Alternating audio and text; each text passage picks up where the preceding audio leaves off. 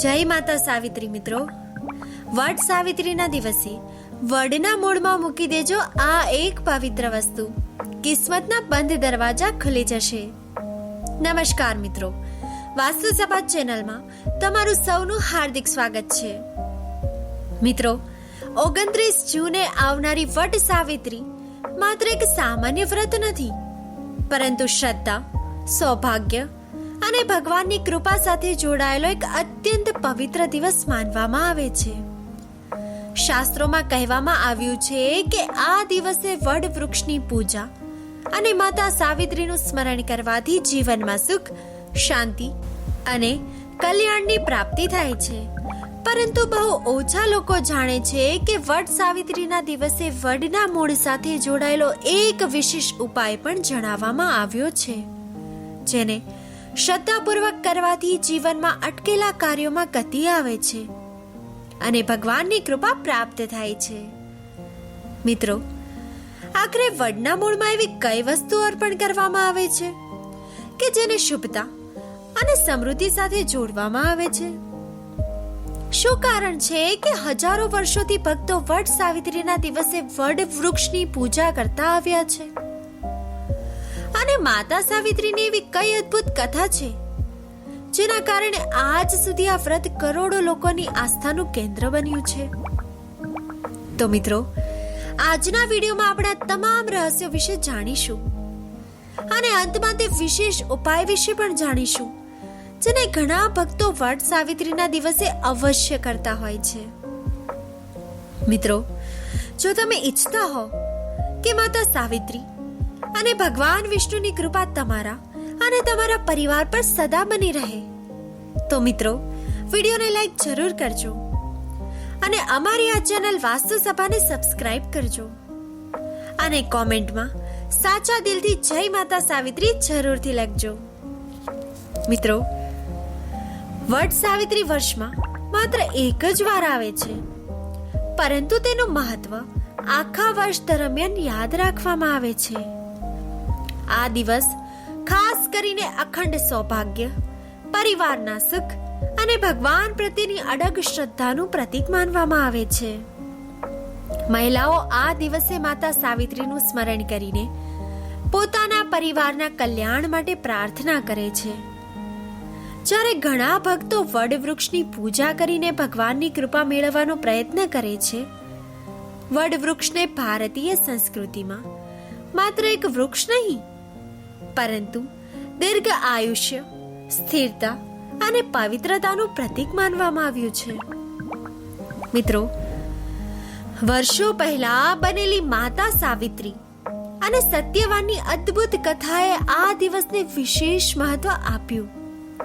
આ કથા માત્ર એક પતિ પત્નીની નથી, પરંતુ અડગ વિશ્વાસ, ભક્તિ અને સંકલ્પની પણ કથા છે.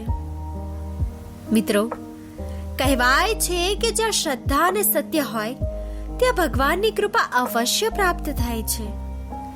કદાચ એ જ કારણ છે કે આજે પણ લાખો ભક્તો વડ સાવિત્રીના દિવસે વડ વૃક્ષ પાસે જઈને પ્રાર્થના કરે છે અને પોતાના જીવનમાં સુખ અને સમૃદ્ધિની કામના કરે છે. મિત્રો, વડ સાવિત્રીના દિવસે વહેલી સવારે ઉઠીને સ્નાન કરીને સ્વચ્છ વસ્ત્રો ધારણ કરવાનું વિશેષ મહત્વ જણાવવામાં આવ્યું છે. ત્યારબાદ ભગવાનનું સ્મરણ કરી વડ વૃક્ષની પૂજા કરવામાં આવે છે. ઘણા ભક્તો વડ વૃક્ષને જળ અર્પણ કરે છે, ઘીનો દીવો પ્રગટાવે છે અને માતા સાવિત્રી તથા ભગવાન વિષ્ણુનું ધ્યાન કરે છે. કારણ કે મિત્રો, વડ સાવિત્રી માત્ર એક વ્રત નથી, પરંતુ શ્રદ્ધા, ભક્તિ અને અડગ વિશ્વાસનો મહાપર્વ માનવામાં આવ્યો છે. એવું માનવામાં આવે છે કે જ્યારે ભક્તિ સાથે પ્રાર્થના કરવામાં આવે ત્યારે મનમાં રહેલી નકારાત્મકતા દૂર થાય છે અને જીવનમાં એક નવી સકારાત્મક ઉર્જાનો અનુભવ થવા લાગે છે. મિત્રો, આ દિવસનું મહત્વ માતા સાવિત્રીની અદ્ભુત કથાના કારણે વધુ વધી જાય છે. માતા સાવિત્રી પોતાના પતિ સત્યવાન પ્રત્યે એટલા અડગ અને નિષ્ઠાવાન હતા કે જ્યારે યમરાજ તેમના પતિના પ્રાણ લેવા માટે આવ્યા ત્યારે પણ તેમણે હિંમત ગુમાવી ન હતી. પોતાના ધર્મ, બુદ્ધિ અને અતૂટ વિશ્વાસ બળે તેમણે યમરાજને પ્રસન્ન કર્યા અને અંતે સત્યવાનને જીવનદાન પ્રાપ્ત થયું. આ પ્રસંગ માત્ર પતિ ભક્તિની કથા નથી, પરંતુ એ દર્શાવે છે કે જ્યારે મનમાં સાચી શ્રદ્ધા અને સંકલ્પ હોય ત્યારે અશક્ય લાગતી પરિસ્થિતિઓ પણ બદલાઈ શકે છે. કદાચ એ જ કારણ છે કે આજે પણ લાખો મહિલાઓ માતા સાવિત્રીને પોતાના આદર્શ તરીકે માને છે અને વટ સાવિત્રીના દિવસે તેમની વિશેષ પૂજા કરે છે. પરંતુ મિત્રો, આ દિવસે ભગવાન પાસે માત્ર ધન અથવા સંપત્તિ જ માંગવી જોઈએ એવું નથી. સાચી પ્રાર્થના તો એ છે જેમાં પરિવારનું સુખ, સારા સ્વસ્થ, સંતાનોની પ્રગતિ અને ઘરના કલ્યાણની કામના કરવામાં આવે. કારણ કે જ્યાં પરિવાર ખુશ હોય, ઘરનું વાતાવરણ શાંતિમય હોય અને ભગવાનની કૃપા હોય, ત્યાં સમૃદ્ધિ પોતે જ માર્ગ શોધીને આવી જાય છે. તેથી વટ સાવિત્રીના દિવસે માતા સાવિત્રી અને ભગવાન વિષ્ણુના ચરણોમાં પ્રાર્થના કરતા માત્ર ભૌતિક સુખ નહીં, પરંતુ જીવનમાં સદબુદ્ધિ, સુખ, શાંતિ અને ભગવાનની અખંડ કૃપા માંગવી જોઈએ. મિત્રો, પરંતુ હવે સૌથી મોટો પ્રશ્ન તો એ છે કે આખરે વટ સાવિત્રીના દિવસે વડના મૂળમાં એવી કઈ વસ્તુ અર્પણ કરવામાં આવે છે જેને શુભતા, સૌભાગ્ય અને સમૃદ્ધિ સાથે જોડવામાં આવે છે? તો મિત્રો, ચાલો હવે જાણીએ આજના વિડીયોનો સૌથી મહત્વપૂર્ણ અને રસપ્રદ ભાગ. વટ સાવિત્રીના દિવસે વડ વૃક્ષની પૂજા તો લાખો લોકો કરે છે, પરંતુ મિત્રો, બહુ ઓછા લોકો જાણે છે કે વડના મૂળનું પણ પોતાનું એક વિશેષ મહત્વ માનવામાં આવે છે. શાસ્ત્રોમાં વૃક્ષના મૂળને તેની શક્તિ અને સ્થિરતાનું કેન્દ્ર માનવામાં આવ્યું છે. જે રીતે કોઈ પણ વૃક્ષ પોતાની શક્તિ મૂળમાંથી મેળવે છે, તે જ રીતે જીવનમાં પણ મજબૂત પાયો ખૂબ જરૂરી માનવામાં આવ્યો છે. મિત્રો, કદાચ એ જ કારણ છે કે વટ સાવિત્રીના દિવસે કરવામાં આવતી કેટલીક વિશેષ ધાર્મિક વિધિઓમાં વડના મૂળનું સ્થાન મહત્વપૂર્ણ ગણવામાં આવ્યું છે. વર્ષો પહેલાથી ભક્તો વડ વૃક્ષની પરિક્રમા કરે છે, જળ અર્પણ કરે છે અને પોતાની મનોકામનાઓ ભગવાન સમક્ષ વ્યક્ત કરે છે. પરંતુ આ તમામ વિધિઓ વચ્ચે એક એવી નાની પરંતુ વિશેષ પરંપરા પણ છે જેના વિશે ઘણા લોકોને જાણકારી નથી. મિત્રો, ઘણી વાર લોકો પૂછતા હોય છે કે આખરે વડના મૂળ પાસે જ અર્પણ કેમ કરવામાં આવે છે? વૃક્ષની ડાળીઓ, પાંદડાઓ અથવા તો થડની જગ્યાએ મૂળનું જ મહત્વ કેમ જણાવવામાં આવ્યું છે? તેનું કારણ એ માનવામાં આવે છે કે મૂળ સમગ્ર વૃક્ષનો આધાર હોય છે. જ્યાં મૂળ મજબૂત હોય ત્યાં વૃક્ષ વર્ષો સુધી અડગ રહે છે. મિત્રો, આથી જ વટ સાવિત્રીના દિવસે પરિવારની સ્થિરતા, સુખ અને કલ્યાણ માટે કેટલીક વસ્તુઓ વડના મૂળ પાસે પણ અર્પણ કરવાની પરંપરા આવી છે. સાથે સાથે આ દિવસ માતા સાવિત્રીની અડગ શ્રદ્ધા અને સંકલ્પનું પણ પ્રતીક છે. તેથી જે પણ કાર્ય કરવામાં આવે તે સંપૂર્ણ ભક્તિ અને શ્રદ્ધા સાથે કરવામાં આવે છે. પરંતુ મિત્રો, હવે પ્રશ્ન તો એ થાય છે કે આખરે એવી કઈ વસ્તુ છે જેને આ દિવસે વડના મૂળ પાસે અર્પણ કરવામાં આવે છે? એવી કઈ વસ્તુ છે જેને માતા સાવિત્રીની કૃપા અને શુભતાના પ્રતીક તરીકે જોવામાં આવે છે? અને શા માટે ઘણા ભક્તો આ ઉપાયની આખું વર્ષ રાહ જોઈ રહ્યા હોય છે? મિત્રો, આ રહસ્ય જાણતા પહેલા એક વાત સમજવી ખૂબ જ જરૂરી છે કે કોઈ પણ ઉપાયનું ફળ ત્યારે જ પ્રાપ્ત થાય છે જ્યારે તેની પાછળની સાચી શ્રદ્ધા, સકારાત્મક ભાવના અને ભગવાન પ્રત્યેનો અડગ વિશ્વાસ જોડાયેલો હોય. માત્ર વસ્તુ અર્પણ કરી દેવાથી નહીં, પરંતુ ભક્તિ અને સંકલ્પથી તેનું મહત્વ વધે છે. કદાચ એ જ કારણ છે કે વટ સાવિત્રીનો આ ઉપાય વર્ષમાં માત્ર એક જ વાર કરવામાં આવે છે અને ઘણા ભક્તો તેને ખૂબ શુભ માને છે. તો મિત્રો, હવે જાણીએ આજના વિડીયોનો સૌથી મહત્વપૂર્ણ ભાગ. વટ સાવિત્રીના દિવસે પૂજા પૂર્ણ થયા પછી એક સ્વચ્છ અને નવી લાલ ચુંદડી લેવી. જો લાલ ચુંદડી ઉપલબ્ધ ન હોય તો એક સોપારી લઈને તેને લાલ દોરાથી બાંધી શકાય છે. ત્યારબાદ માતા સાવિત્રી અને ભગવાન વિષ્ણુનું સ્મરણ કરતા આ ચુંદડી અથવા તો સોપારીને વડના વૃક્ષમાં તેના મૂળ સાથે શ્રદ્ધાપૂર્વક અર્પણ કરવી જોઈએ.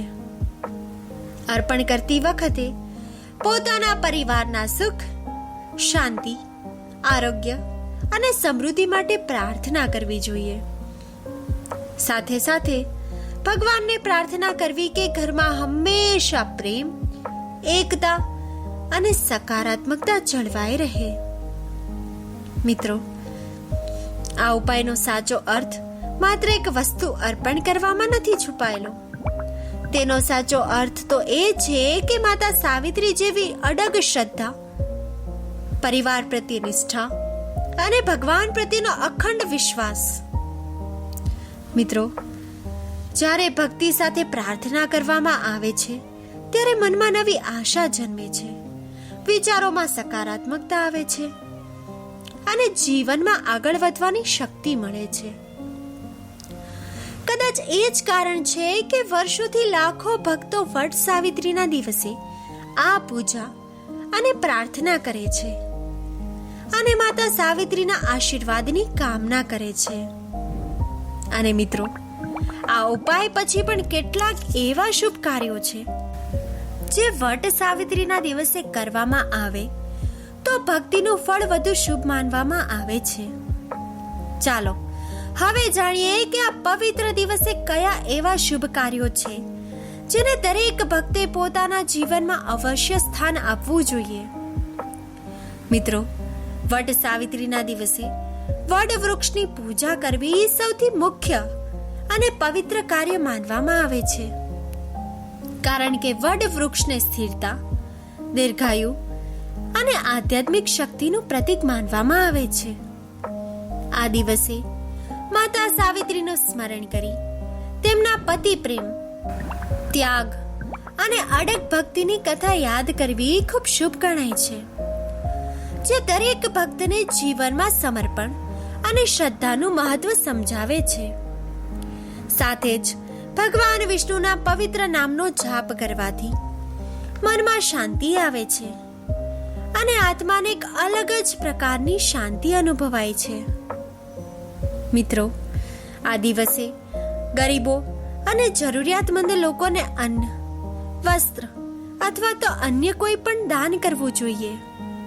આ કરવું અત્યંત પુણ્ય કાર્ય માનવામાં આવે છે, કારણ કે દાન દ્વારા જ જીવનમાં સાચી સકારાત્મકતા અને ભગવાનની કૃપા પ્રવેશે છે.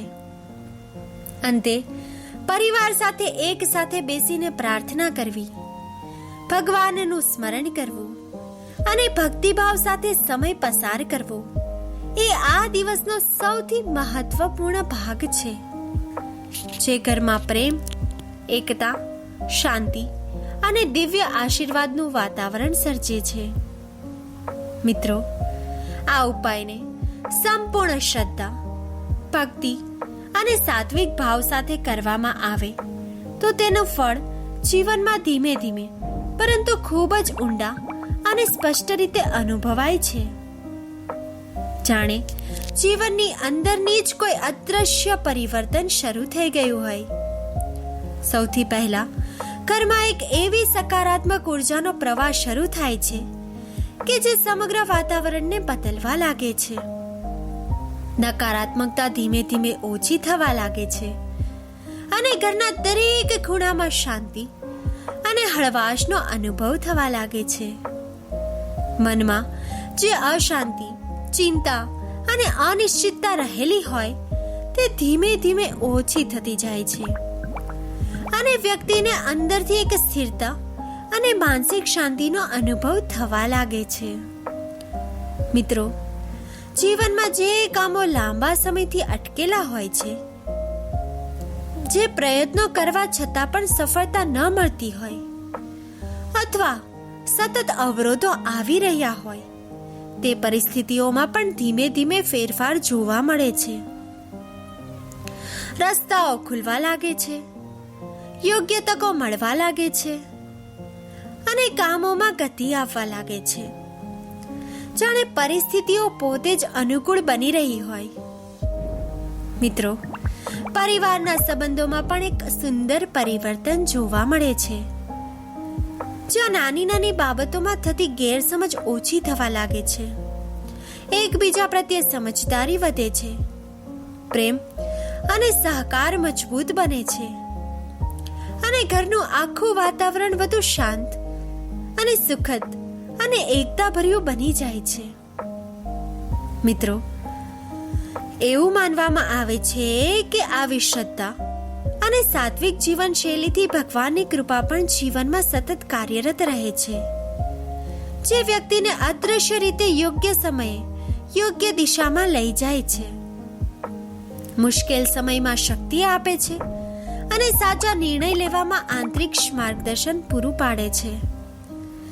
મિત્રો, આ તમામ પરિવર્તનોનું પરિણામ એ થાય છે કે જીવનમાં સૌભાગ્ય ધીમે ધીમે વધવા લાગે છે, નસીબ અનુકૂળ બનવા લાગે છે અને વ્યક્તિ પોતાનું જીવન વધુ સ્થિર, શાંતિપૂર્ણ અને સમૃદ્ધ અને સંતોષભર્યું અનુભવવા લાગે છે,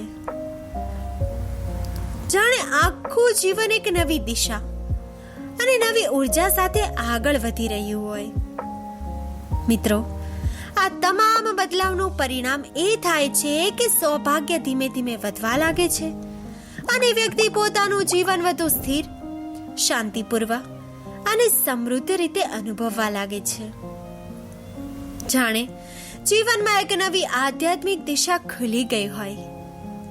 અને આ જ જગ્યાએ આ કથાનો સાચો સંદેશ વધુ સ્પષ્ટ બને છે કે જ્યારે જીવનમાં શ્રદ્ધા, સાત્વિકતા અને ભક્તિભાવ સાથે કાર્ય કરવામાં આવે ત્યારે દરેક પરિસ્થિતિ ધીમે ધીમે સુધરવા લાગે છે.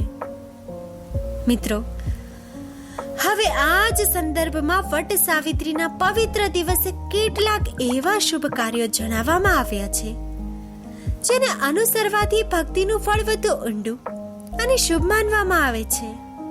આ દિવસે વડ વૃક્ષની પૂજા કરવી સૌથી મહત્વપૂર્ણ માનવામાં આવે છે, કારણ કે વડ વૃક્ષને દીર્ઘ આયુષ્ય, સ્થિરતા અને આધ્યાત્મિક શક્તિનું પ્રતીક માનવામાં આવે છે. તેની પૂજા કરવાથી મનમાં શાંતિ અને જીવનમાં સંતુલનનો અનુભવ થાય છે. સાથે જ માતા સાવિત્રીનું સ્મરણ કરવું અત્યંત શુભ ગણાય છે, કારણ કે તેમની ભક્તિ, ત્યાગ અને પતિ પ્રેમની કથા દરેકને જીવનમાં શ્રદ્ધા અને સમર્પણનો સાચો અર્થ સમજાવે છે.